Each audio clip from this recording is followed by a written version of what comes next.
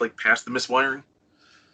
A common the utilitarian sort of approach that I noticed to those situations is like they sort of typically give like the 9/11 scenario where they say, imagine you have a plane and it's been hijacked by Muslims and they're heading to a building. Mm-hmm. Now you have a choice. You can shoot the plane down and kill all the passengers inside. Or two, you can refrain from doing so and just let the plane crash into the building, which Mm-hmm. of course will kill both the people inside along with the people in the building. Yeah. The utilitarian would say, well, it would maximize utility in that sense to just strike the plane down, because it would be better like say 100 people on the plane die Mm-hmm. than thousands of people in the buildings and in the plane die. Yeah.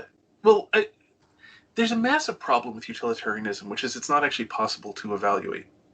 Because you never actually know what the consequences are. Like, the utilitarians always just chop it off after some amount of time. But, like, let's say you knew that everybody on the plane were all Nazis. And, the plane was, originally on its way to, uh, uh, I'm sorry, let's say you knew everybody in the building, I'm sorry, I got that wrong, were all Nazis.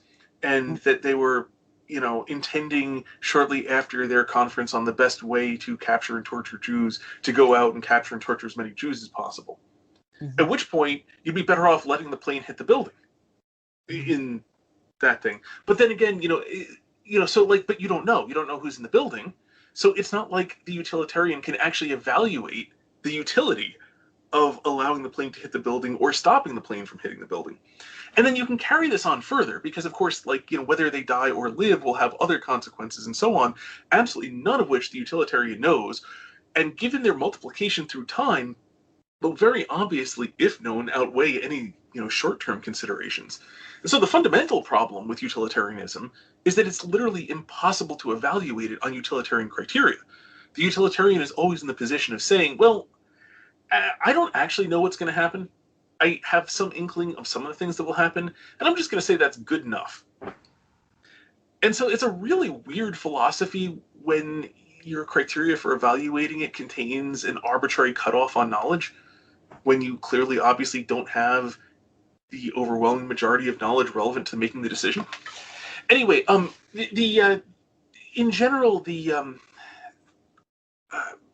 the plenty of Catholic thought gives a natural morality framework for answering that question, which is the principle of double effect, which is that, like, if you shoot down the plane, the thing you're trying to achieve is the stopping of the plane from murdering thousands of people. So this is the primary effect that you're going to achieve. The secondary effect you're going to achieve is killing all of the people on the airplane. Your goal is to simply disable the thing from flying. And if you could do that in some way, such that the plane might like crash land and people survive, that would obviously be better. So if you have some way of doing something like just an EMP pulse that will knock out the guidance computer, but like like that'll knock out the engines, but you still have wire-based aileron command because it's an old enough airplane. That like you at least have a hope of landing the thing. With people surviving, that would obviously be preferable. So, like, those sorts of things go into the calculation of the principle of double effect. But essentially, if there is no way to achieve the primary effect that you intend, which is the disabling of the aircraft to save the people in the building, without killing the innocent people on the airplane, that and that the good of disabling the airplane from killing these thousands of people is in fact a legitimate good that is worth it. That if you have any way of doing this such that you can not kill the innocent people, then you need to take it. But if it is not open to you, if it is simply physically impossible to disable the airplane from killing thousands of people, um, while saving the lives of the people on the airplane, then it is permissible in order to do this action because the circumstances available to you don't enable you to, and the moral culpability for the deaths of the people is on the person who intentionally created the circumstance whereby these people could not be saved. It's even, the analysis there under double effect is even easier since the people on the airplane will die one way or another anyway.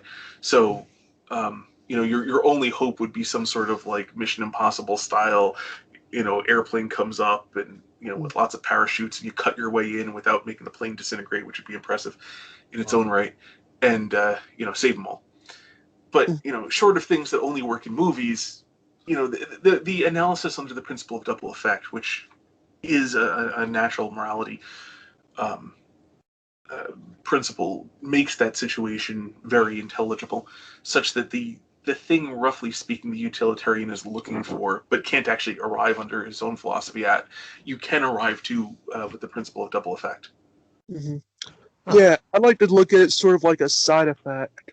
Sort of, like you said, the purpose of shooting the plane down is not to kill the people in there.